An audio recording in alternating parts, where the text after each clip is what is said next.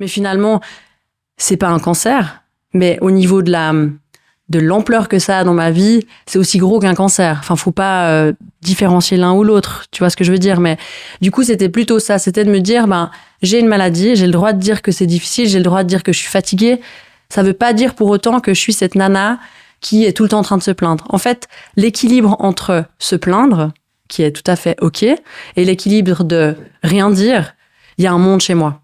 Est-ce que tu as l'impression que nommer les choses, c'est se plaindre ? Parfois, oui. Et je pense que ça, c'est dû à mon enfance et c'est tout ce que je travaille avec ma psychologue aussi. C'est que du moment où j'ai perdu mon père, j'étais très triste, mais j'étais très seule. Et c'est parce que je le voulais. Et du coup, les moments où je voulais montrer que j'étais triste, les gens me disaient non, mais ça va aller. Et du coup, en fait, je me suis mise cette étiquette et on m'a mise l'étiquette que ça va aller. Du coup, j'ai l'impression effectivement que quand je vais me plaindre en disant, je suis pas bien, je suis fatiguée, j'ai l'impression que cet état, il dure.